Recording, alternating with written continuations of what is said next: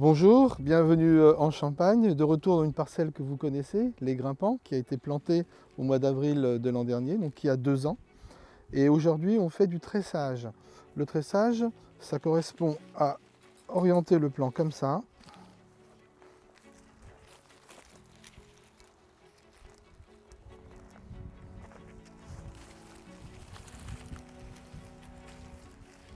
Alors le but du tressage, c'est de maintenir l'apex terminal de la vigne. Parce que si celui-ci est coupé, les contre-bourgeons vont partir et ça va épuiser le cep inutilement. Puisque dans ces années-là de jeunesse, ce que l'on veut, c'est du bois fort, mais sans raisin. On attendra la 3e année pour produire de la récolte. Si on coupe l'apex, comme on fait dans les autres vignes, ici, les petites contrées vont partir et faire de la végétation inutile. L'autre raison du tressage par rapport au rognage, c'est que quand on est dans une période de sécheresse comme on l'a depuis quelques semaines, en fait comme ça la vigne va économiser son énergie. On n'a pas besoin de faire trop de végétation et c'est un bon moyen aussi pour la vigne de résister au stress hydrique. Nous nous retrouvons maintenant dans une vigne de 20 ans, donc on oublie les grimpants, la vigne de 2 ans qui est tressée pendant 3 ans. Là on ne peut plus tresser, on va rogner. Donc rogner, c'est aussi donner l'information à la vigne qu'il est fini le temps de la feuille et de la tige et qu'il faut maintenant donner son énergie aux grappes. Ça permet aussi de passer dans les rangs, de donner une forme et de calculer un petit peu une surface foliaire. On va rogner à 130 cm de haut et on va laisser environ 40 cm de largeur. Par contre, on a laissé les pampres là se développer sans les couper pendant un certain temps parce qu'ils ont servi un petit peu d'ombrelle dans la période de canicule qu'on vient de vivre et ça a bien protégé les grappes qui ne se sont pas trop desséchées. Donc il faut à la fois retirer des pampres mais aussi laisser un petit peu d'ombre.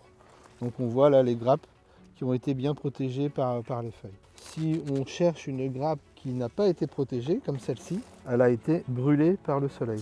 D'où l'intérêt de ne pas rogner trop fort, trop tôt. Alors maintenant la canicule est passée, mais des périodes de forte chaleur peuvent encore revenir. Voilà, donc on voit sur cette grappe des baies qui commencent à se colorer. Donc c'est la véraison. On considère le début de véraison quand sur 50% des grappes, on a au moins 1 ou 2 baies vérées. On ne l'a pas encore, mais c'est bientôt. Et c'est un stade important de la phénologie de la vigne, puisque généralement les vendanges ont lieu 30 à 35 jours après le début véraison. Alors pour cette parcelle-là, ce n'est pas le cas, puisqu'il y a encore des grappes où tous les grains sont verts, mais c'est le début.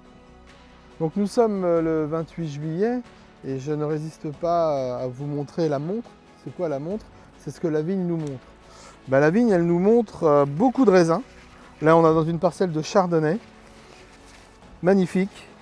Après 2 années un peu tristes au niveau production, on espère que la vendange 2022 sera belle. En tout cas, la montre est belle, il y a un gros potentiel.